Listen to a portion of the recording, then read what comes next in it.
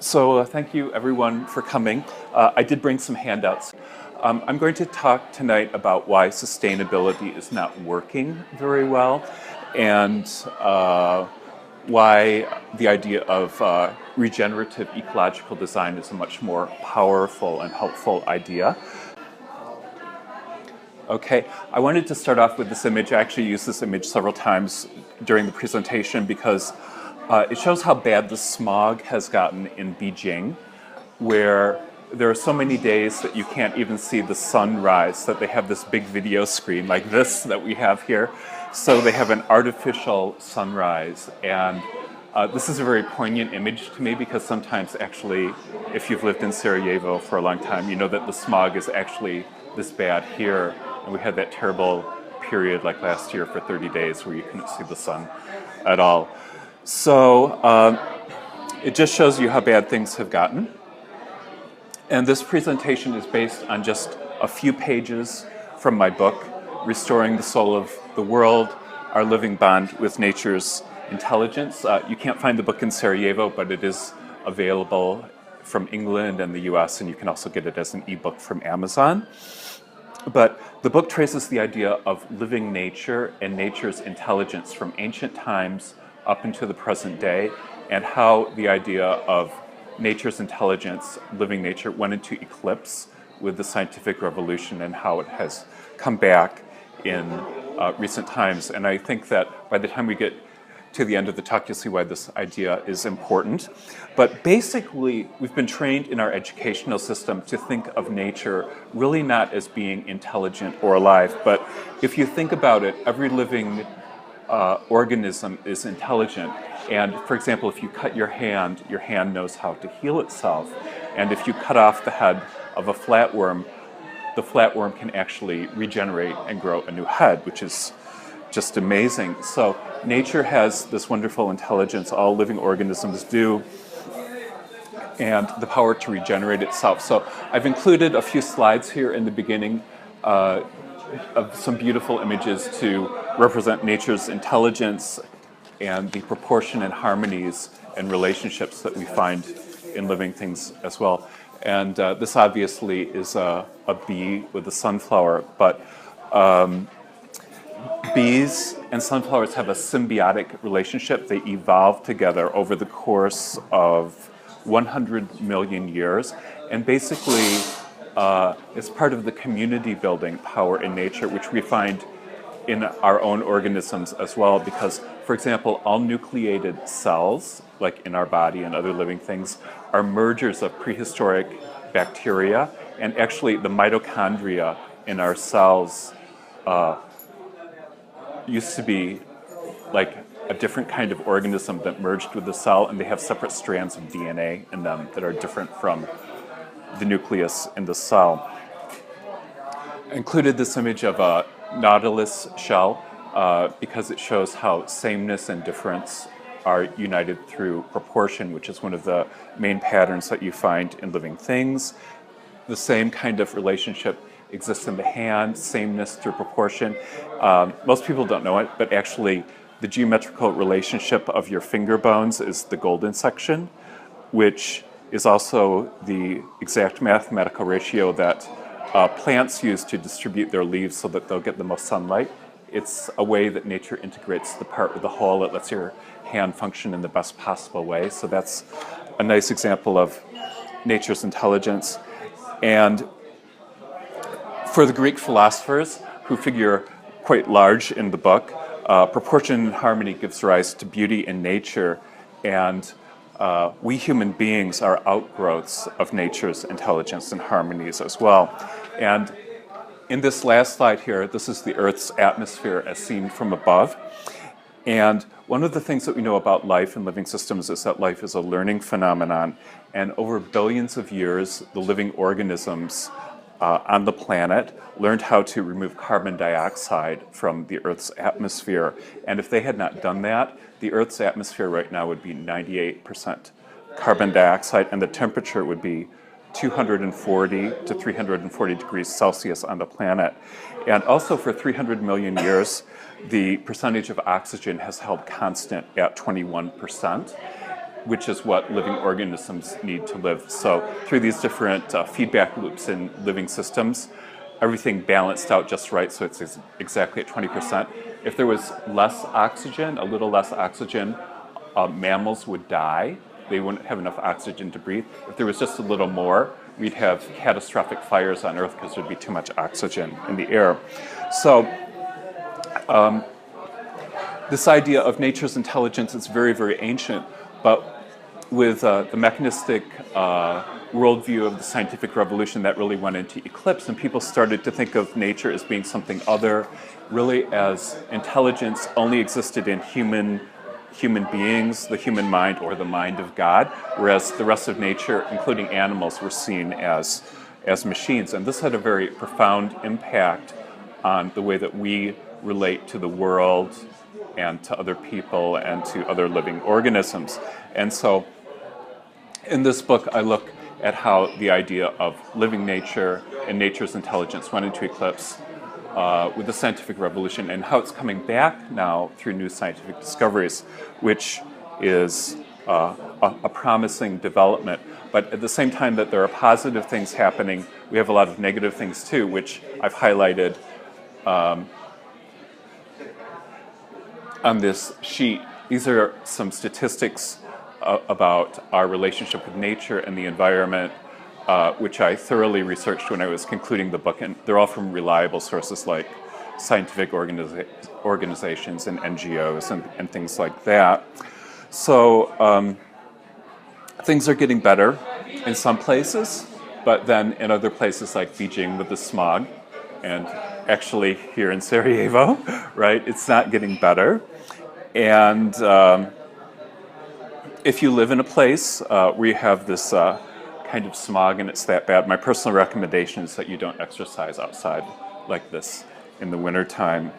So I compiled this list of statistics, and you can rip this up and throw it away or recycle it, because after I published the book, a few months after I published the book, there was another statistic that came out that sort of, like, in my mind, made all of these other ones irrelevant, and that is that this came out in a couple years ago, but over the last 30 years, human population has doubled on the planet, and we've actually lost half of the living animals in the last 30 years. That's not species decline, that's just the raw number of living animals on the planet due to human activities and, development and whatnot. So that's a shocking statistic. That's shocking that we've lost half of living animals. And there was a follow-up article to this that came out recently over the past maybe 3 weeks. Maybe you saw it, about how they're projecting maybe a total loss of maybe like 2/3 of the living animals from 1970, in the next coming years. So a lot of this actually has to do with population growth, which people don't like to talk about, which is one of the main driving forces of ecological damage. And prior to the year 1800, there were never more than 1 billion people on the Earth. In the 20th century, the population quadrupled, and so we now have 7 billion people, and you can see that it's gone just straight up. So everyone's heard of sustainability, and this is the 1987 definition of sustainability. Sustainable development is development that meets the needs of the present without compromising the ability of future generations to meet their needs. And this makes a lot of sense, and there are good aspects to sustainability, but in a negative sense, sustainability is just maintaining the status quo, and it's basically not making things any worse for future generations than they are now. And there are two problems that I see with this idea of sustainability. One is that the sheer momentum of the pathway we're now on is far from sustainable. And so I don't know if you've ever heard of the supertanker phenomenon, but we're like a supertanker that's headed towards an iceberg, and we're trying to get out of the way of the iceberg, but it's like we have too much momentum and we're going to hit it, basically. And the second issue is this really the kind of world that we want to sustain and pass on to our children and future generations? And can't we do anything better than that? Because if you look at this image of the artificial sunrise in Beijing, where the smog is so bad you can't see the sky, technically speaking, this could actually be sustainable. I mean, we could sustain this for 100 years, but is that what we really want to pass on to our children? Is that something that we'd be happy about? And so the alternative approach that I want to talk about tonight is why don't we actually decide to work with nature's systems and nature's intelligence to actually regenerate the health of the biosphere rather than just sustain it in terms of the point where it's at now? Or that's the other thing about sustainability, we don't know what point we're going to sustain it at. And by working to restore the Earth's living systems, we can create a more beautiful, vibrant, and flourishing world in which life is really worth living. If I lived in Beijing, I'm not sure that I would be so happy about my living conditions there. And finally, I have this quote from a famous ecological designer, and he says, "The terms sustainability and green describe technical fixes to what are basically unsustainable systems. They can slow the rate at which things get worse, but they can't take us to a truly sustainable and healthy world.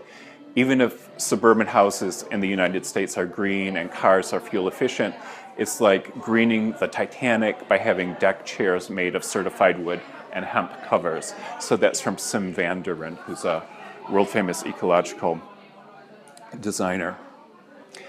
And in my view, sustainability aims too low. It's basically a dull, uninspired, and technocratic idea.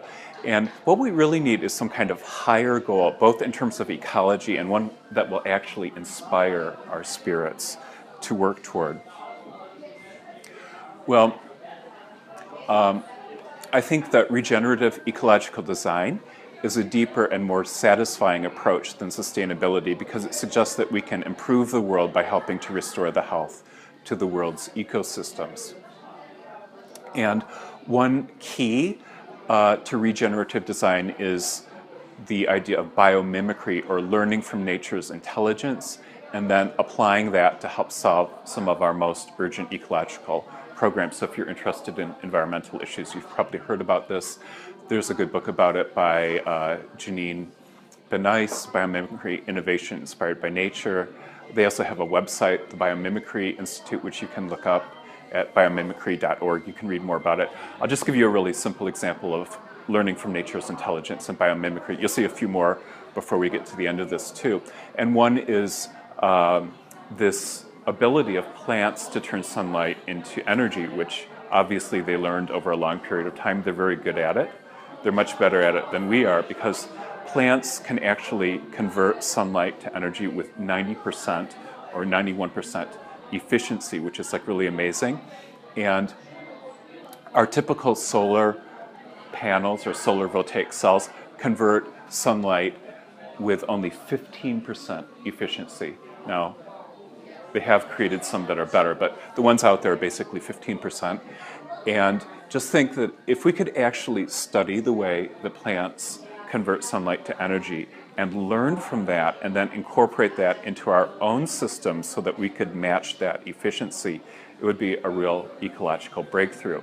And so these are the kinds of ideas that biomimicry and studying nature's intelligence deals with, and there are all sorts of people doing work in this area and all sorts of companies, and they're doing a lot of successful commercial projects and things like that. So this is something that is very, very promising.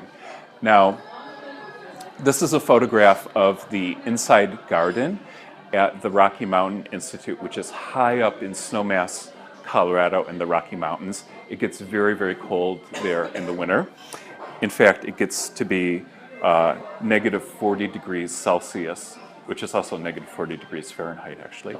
So it gets very, very cold there, and they heat all of this very large building with solar energy. There's no fossil fuel used. The sunlight comes in through the windows. It's all super insulated. It heats up the rocks, and then it's released during the day. Each year, they save over $7,000 in energy costs, which eventually will pay for the cost of the building. And in the middle of winter, when it can be so cold up there, they actually have bananas growing. So it's really amazing.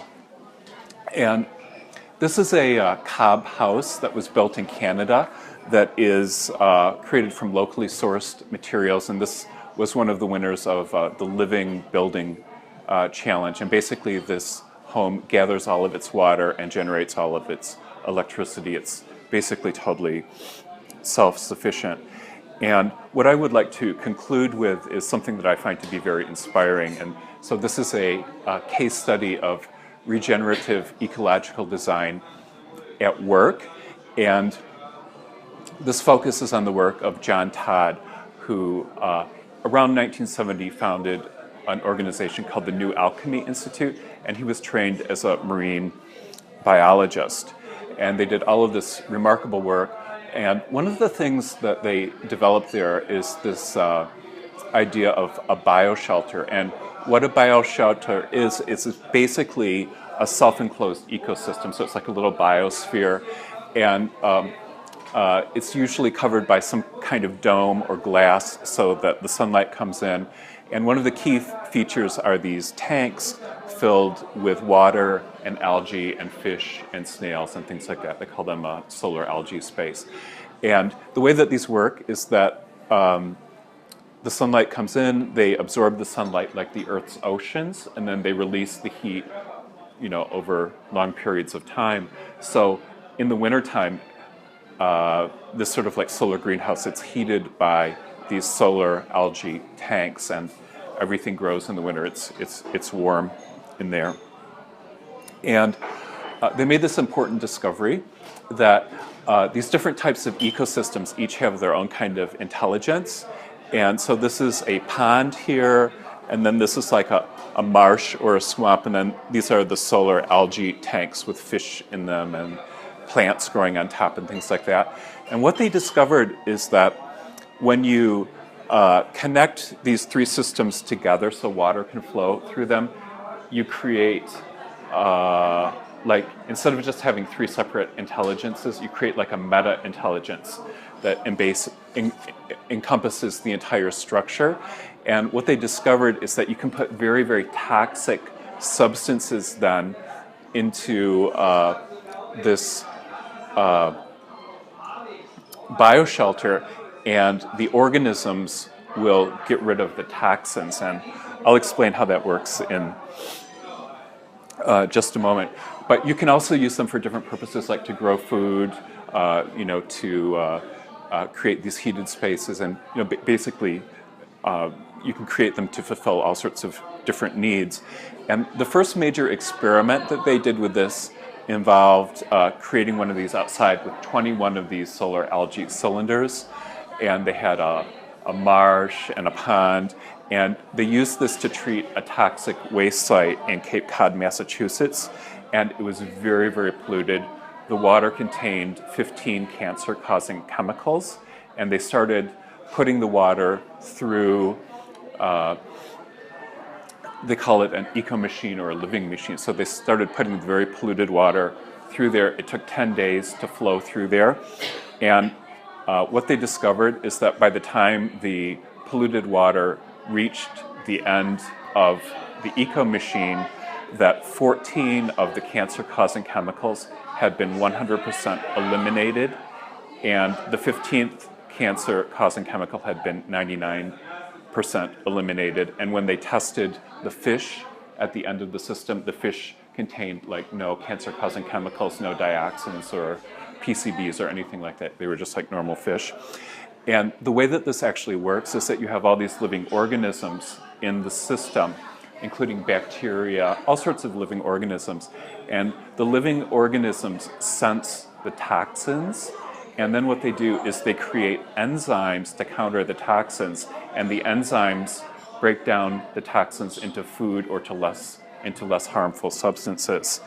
And what they discovered, a very important discovery, is that by using systems like this, you can take toxic waste sites that would take years, decades, or even centuries, and you can basically purify these toxic waste sites in a matter of like weeks or months, which is like just amazing. This guy has won all sorts of awards for this work. And finally, you can use these to purify human waste. And this is a large eco-machine that they built in South Burlington, Vermont. They've built dozens of these all over the country. And this treated the wastewater of 1,200 people each day, or 80,000 gallons of human waste. And it produced water that was 5 times cleaner than the water produced by chemical treatment plants. So we could get some of these in Sarajevo, like, have a little one in each mahala or something like that. But yes. And I want to end the presentation with a quotation from John Todd, because this is so amazing, because this really embodies the spirit of collaborating with nature's intelligence. And he says that one of the things that we find about designing these systems is that we can't know a fraction of what they know. That's why I call it a true partnership. I mean, they know more than we do. Say the organisms for waste treatment. When you set up the living machine, you don't know which organisms will recombine in the presence of the waste. So you get thousands of species of organisms from all kinds of different aquatic environments, and you seed them, preferably every season or 4 times a year, and they begin to recombine in ways to adapt to your waste. It can be deadly as hell, but they'll figure it out. You can't. You must honor the system by ensuring the cast of characters is there. And ecological design at its deepest, he says, is a deliberate and consciously evolving partnership with the natural world. So I find this to be much more inspiring than the idea of sustainability. And strangely enough, just the other day, when I was on Facebook, one of my friends posted this article about this company called Regen Villages, and they're basically like using all of these principles, and they're going to be building these eco-villages all around the world based on regenerative design. And this is like a model of the first one, which is going to start being constructed in the Netherlands actually in the spring. And so they're hoping to build these all over the world, which I think would be a really good idea, because to take these principles and then make them commercially viable so that people can start using them. So that's basically the talk. I have a website in case you want to get in touch with me or read some of the articles on it. It's called the Cosmopolis Project. It's cosmopolisproject.org. So if you want to email me, you can contact me that way.